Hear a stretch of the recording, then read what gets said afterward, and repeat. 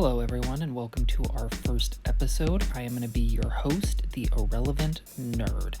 Today, we're going to be talking about the current state of just nerd fandoms in general, as well as finishing up the episode with a ranking of all 11 theatrically released Star Wars movies. So, what had kind of inspired me to start this episode this way is I was looking online this morning, just kind of browsing through social media before I went to work, and everything online for any nerd property, whether that be Star Wars, Marvel, DC, anything really, is so massively divided amongst fans right now. There's no consensus on who's the best at anything anymore. The MCU used to be widely regarded as like guaranteed good time movies, and now they're just not. They have more misses than hits as of lately. Like some of the films from this past year, like 2024 and 2025, have not been bad, but still nothing compared to what we were seeing before. And so, like, even a movie like The Thunderbolts that came out had great fan reviews, had great critic reviews, but is still going to bomb in the box office just due to fatigue on a lot of these nerdy types of properties, because the fans just get so worked up in one way or the other that it's become so unfun to talk about. And I'm not really sure how we get back to everybody just letting everybody have a good time.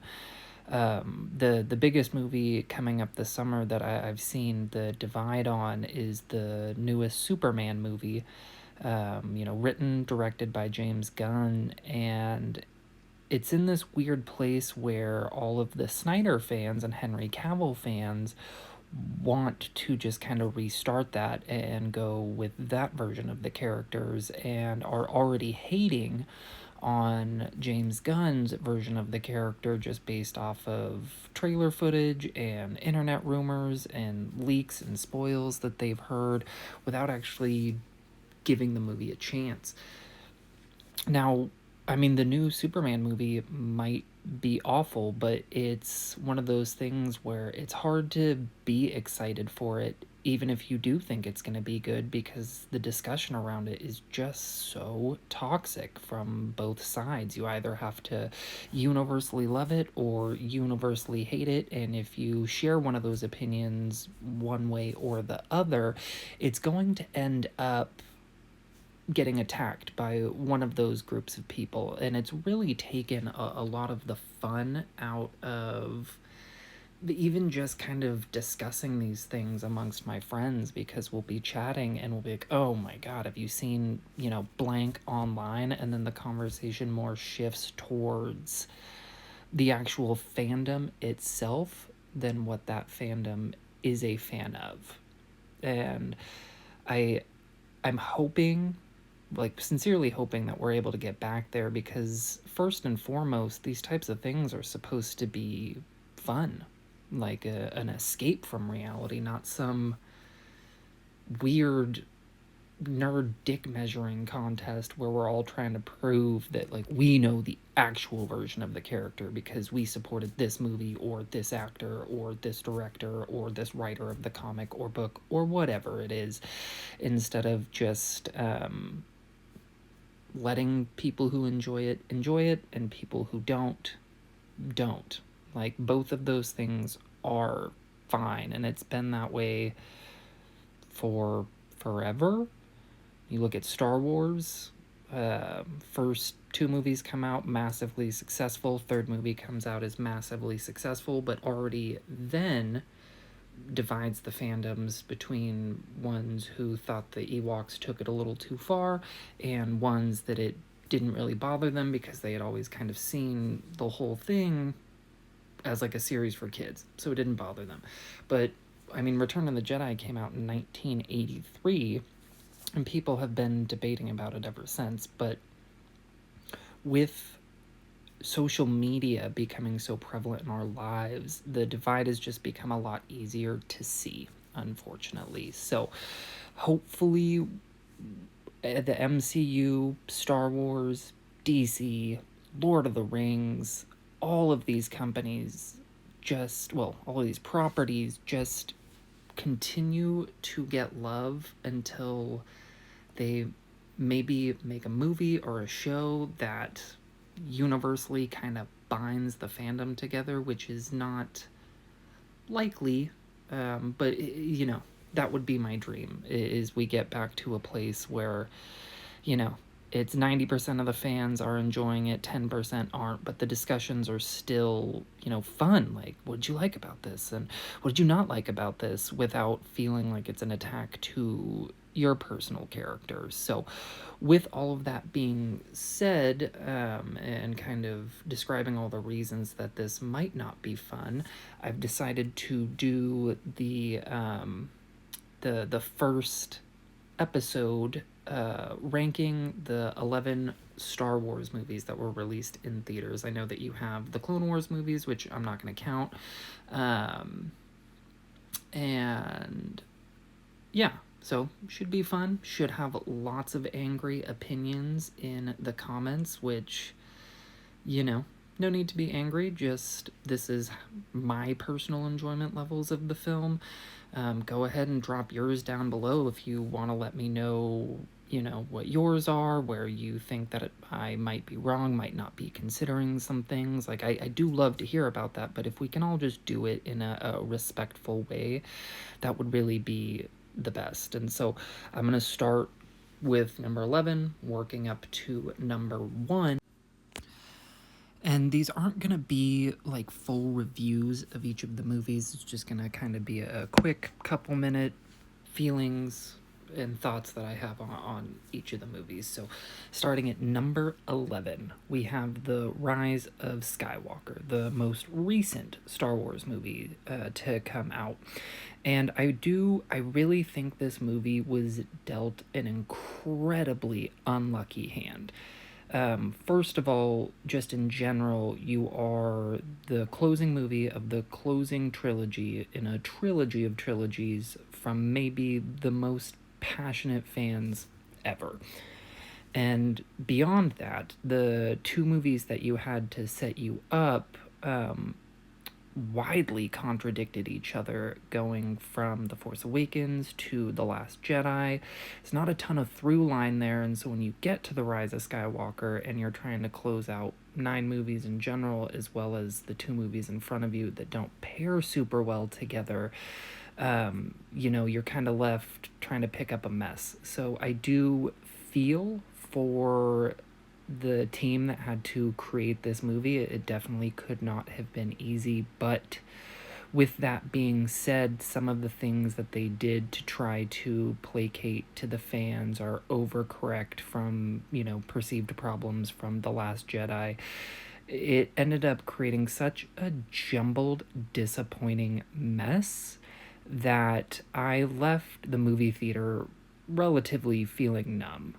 And I tried to convince myself for the first couple days afterwards that I had loved it and I had had a great time, but I went and saw it a second time and everything just kind of didn't sit right with me. I didn't feel like it really closed out the original 6 movies in any way, shape, or form, and it didn't really close out episodes 7 or 8 in any way, shape, or form, because it had to do, quote unquote damage control from both of those movies. And so as a fan, I just felt so incredibly let down that you'd have 40 years to pull from, and you just kind of create this mishmash that doesn't really work for the overall 9 film saga, as well as a fitting closeout for like the sequel trilogy at all. Number 10, I'm going with The Last Jedi. Now, this has been the most contentious thing as a Star Wars fan to talk about, I feel like, because there is not a lot of gray area for this movie. It's some people think it's the best. Most people seem to think that it's the worst from the fans' perspective. Had pretty good critic reviews, actually. For me, I I do find myself being intrigued by the characters in this movie, as well as some of the exploration of the lore. But I I think that it fundamentally changes way too much about well, one, Luke Skywalker, two, the way that the Force itself works, and that's why there are so many fans who have such a hard time kind of accepting it. Like, in a lot of ways, it is great. It maybe has the best acting and cinematography of any of the Star Wars movies. The directing is pretty good. It's nothing spectacular, but it does have a lot going for it, and I do kind of find myself wishing that maybe the sequel trilogy felt like all three of them felt more like The Last Jedi, and you can even keep Rian Johnson as the director, maybe just with a different writer or somebody who kind of comes in and doctors up the scripts, who's a little bit more familiar and has a little bit more respect for the lore, because that's something that even if you loved the movie, you can't argue that Rian Johnson even cared about staying faithful to the lore. It just doesn't happen. So this is one that I walked out of the theater and I immediately turned to my friend and was like, I don't think I like that one. I'd have to see it again to be sure, but I left the theater just feeling incredibly conflicted, and the more that I thought about it, kind of the worse that I felt about it. Number 9, we have Solo, a Star Wars story. A fun, but completely unnecessary movie about Han Solo's earlier life. I really liked a lot of the casting that they did in here. I do think that Donald Glover was the best part of the movie as young Lando, and would have been really, really excited to see a young Lando show, but now so much time has passed and things behind the scenes at Lucasfilm has changed, and so you don't even know what product you might be getting.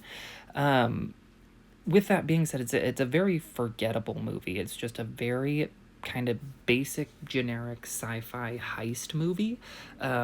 It's fun because it has all of the Star Wars looks and sounds, and so it'll for a Star Wars fan, it's very fun. For anybody outside of Star Wars, it's very much just kind of a generic, run-of-the-mill adventure.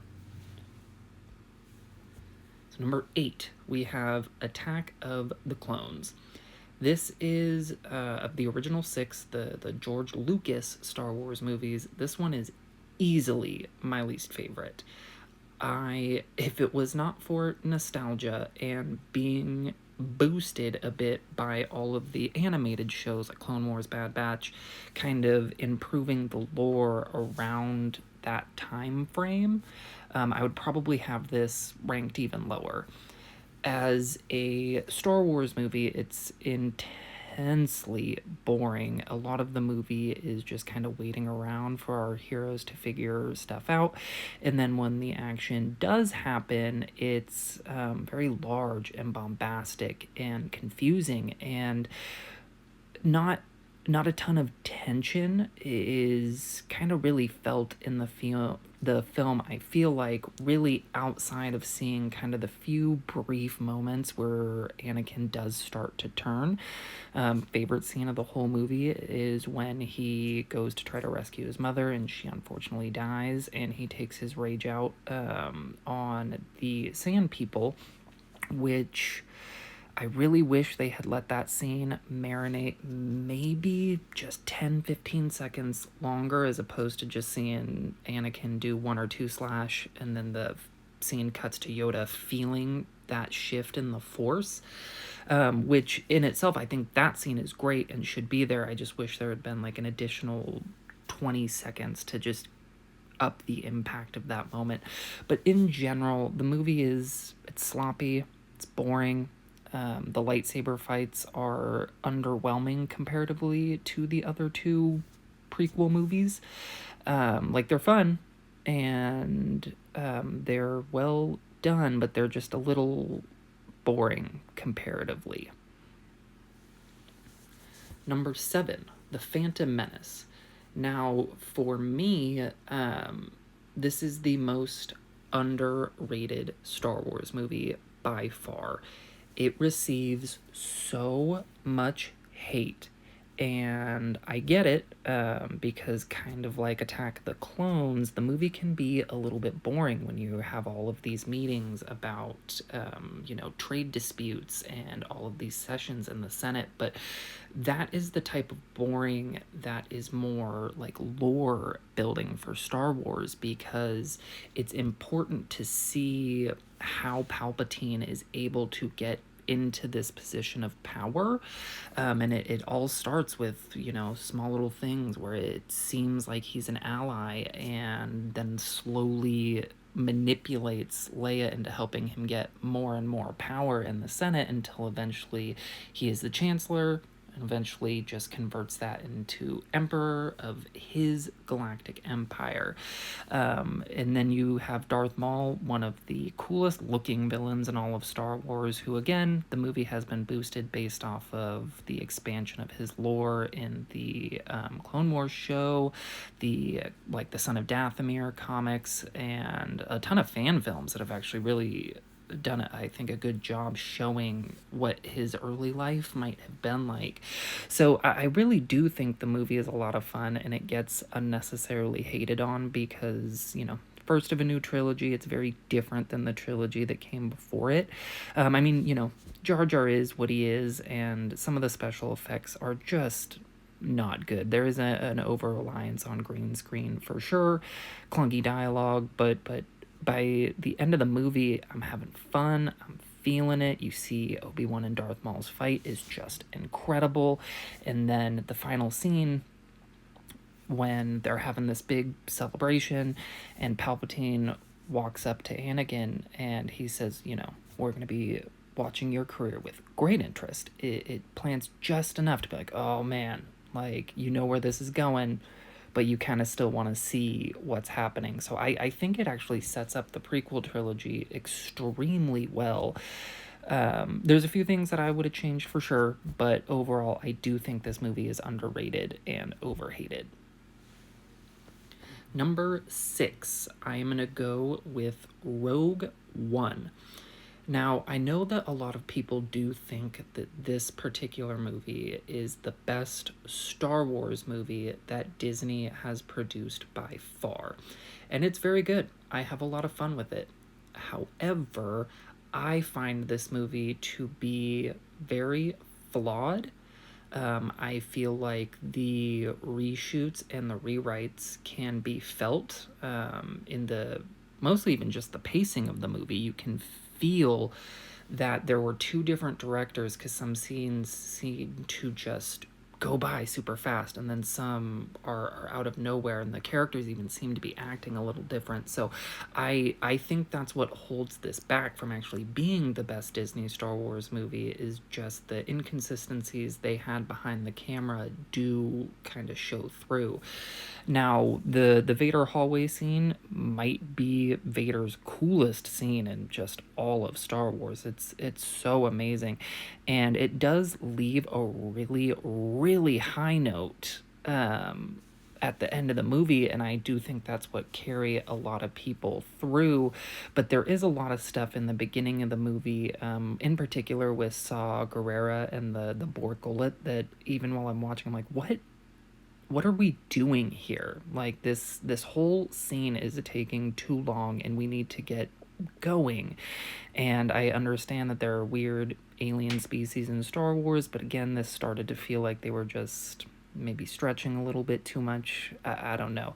But I do love the movie, and I love that it makes the like some of the plot holes from the original Star Wars movie not as big, because that's always something as a Star Wars fan that you would have thrown in your face of like, well, why would this hole that you could shoot something into to destroy the whole Death Star even be there? And this is the explanation of that. And so I do appreciate it and I do love it. I just don't think it's as strong of a movie as most other people seem to do. Number 5, we're going to jump into what I think is the best Star Wars movie that Disney has produced, and that is The Force Awakens. Now, I know this movie is an intensely similar story to the other Star Wars stories that came before it, with just more of a glossed over finish, new characters. Totally understand that. I do think, though, that Star Wars is a formula, and they used that formula in impressively well. These were easily the best versions of all of the new characters that we had gotten. Like, Rey was interesting and not quite so, overpowered as a lot of the fans have called her yet. The mystery of who her parents might be were awesome. You have Finn, who at this point, the potential of his character had not been thrown away yet. So you have this stormtrooper who realizes what they're doing is wrong and defects and wants to help and do the right thing. And then Poe Dameron, you have the super cool pilot, kind of the Han Solo-esque character of this new main group of characters. I mean, he is more about, being a soldier, doing his duty, but he is the cool fly guy. Nothing is ever, too big of a situation for him to handle. So I do think it's the best the characters have been. I really like the look of the movie. I think it was a perfect way to sort of modernize Star Wars. And I think that it set up so much that intrigued so many Star Wars fans, which is really what you want the first movie of a new trilogy to do. Comedy was hit or miss, but that's the same of like the entire really Star Wars sagas. Some of the things that are supposed to make you laugh are going to make you cringe. And so that didn't really bother me. And I really did think this was a really good way to sort of reignite fan excitement for Star Wars. And it, very clearly did. It's the highest grossing domestic Star Wars, or actually, I think it's just the highest grossing Star Wars movie in general, as well as domestically one of the highest grossing movies of all time. Like, really, the hype was real, the marketing was fantastic, and the trailers did their job of getting that feeling in my chest again, of being so anxious to see a new Star Wars movie, and I will always be thankful for that. All right, so number 4, we're going with the movie that started it all, Star Wars, or Star Wars A New Hope, depending on when you were first introduced to the franchise.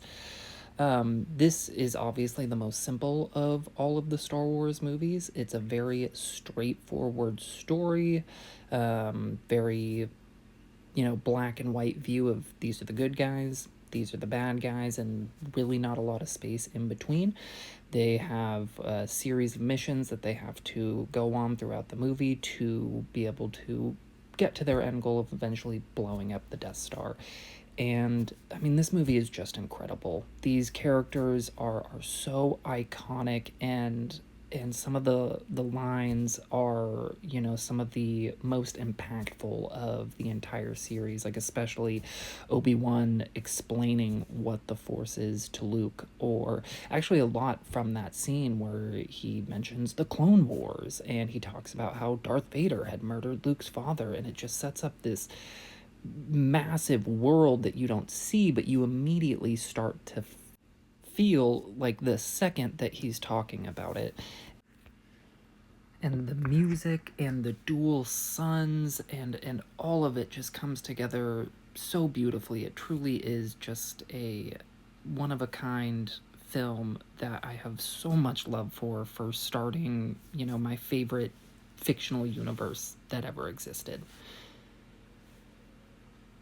Number three, we're going to have Return of the Jedi. Now, I can remember the first time that I saw this movie when I was a kid. I was watching it with my stepdad, and I remember at that time thinking that there was nothing more terrifying than the Emperor. A man who looks at Darth Vader, who to that time was the most terrifying villain ever put to movie screen, and this guy bosses Darth Vader around and has such a control over him that he is able to make Darth Vader fight his own child, which when I first saw it was terrifying because you look to your parents to protect you. And in this movie, there is this man that is so evil and so powerful that he is able to completely override any parental instincts that Darth Vader might have had. And so, yeah, as a kid, just terrifying stuff. But the whole throne room scene is so good and so emotionally powerful, especially after being invested in these characters. And in terms, I know that some people had issues with the Ewoks, but in terms of closing out the trilogy, I really don't think it could have been done any better. This is a perfect conclusion to a damn near perfect trilogy of films. Number two is going to be Revenge of the Sith. So, this, I think, in a lot of ways, is actually the best Star Wars story. It's not the best movie because there are some things that hold it back, such as the dialogue. The special effects are much, much better in Revenge of the Sith than they are in The Phantom Menace and Attack of the Clones, but there are still some distractingly bad CGI moments that kind of bring it down just a little bit. But this is the emotional crux of Star Wars. Like, this is the story that George Lucas had wanted to tell about Anakin Skywalker the whole time, and you can feel it. You can tell that he poured so much love and effort into this movie, and for it to all culminate with the final battle between Obi-Wan and Anakin and the Emperor and Yoda. The fights are admittedly a little long, but they are so good, and the music makes them so powerful. And as a fan of these characters, you know, people who had grown up watching the originals and are now seeing like a younger version of the same character, it has a lot of emotional weight when the flip happens to the dark side for Anakin. Like, even though you know it's coming, it still works. And the Order 66 scene is a very underrated scene in terms of how much or how many emotions it manages to bring out of Star Wars fans. It's very good, very flawed, but like I said, this might be the best Star Wars story that was ever put to film. Number one, we all know what it is, considering it's the only one left. We're going to go with The Empire Strikes Back. Now, this is pretty widely considered by a lot of fans to be the best Star Wars movie, and I do think that it's for good reason. The pacing of the movie is flawless. It's perfect. The entire movie feels maybe like it's 40 minutes long by the time you finish it. You press play, and it's just a non-stop adventure from start to finish. You have the opening Hoth scene, which is iconic, a lot of great moments, and then it just kind of gets more iconic with better moments from there. Basically, everything at Sky City, the introduction to Billy D. Williams as Lando is amazing.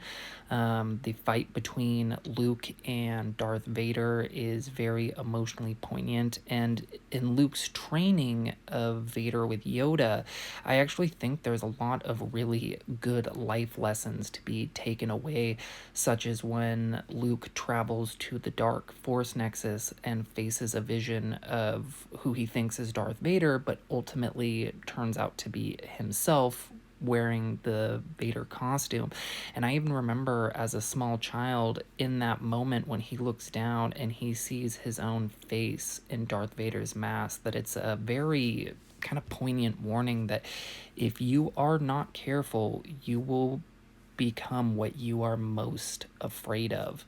And that always stuck with me from like the very first time I watched it all the way until, 30 years later when I'm still watching it. It to me also has just the most iconic moments in any Star Wars movie, such as when Leia tells Han that she loves him and he responds with, I know, which was Harrison Ford's idea and I feel fit the character so perfectly. Or, the most famous from Darth Vader's like, no, I am your father. And it just blew people's minds, and it's such a fun twist that really nobody back then saw coming. And even when you watch it today, it's still very good. I can remember showing this movie to my kids, and when it was revealed that Darth Vader was Luke's dad, they were both pretty bummed and devastated on Luke's behalf. So it's a twist that the movie, even despite being what, 50, no, 45 years old, and it just still holds up, and I think it really is a testament. So that is my ranking of all of the Star Wars movies, from 11 all the way up to 1. Let me know what you think. Let me know what your guys' rankings are. I would love to see them. And then, yeah, any points that you think I'm missing that, think might need consideration to maybe affect these rankings, let me know. I don't know if they will, but I do like to hear how other people think about them. So that's going to be it for today. This is mostly just going to be audio with some video edited over it, so I can just kind of get out my nerdy thoughts, which is mostly what I'm wanting to do. And then maybe one day, if I'm really enjoying it, we'll get video added in so you guys can see my extremely average face on camera.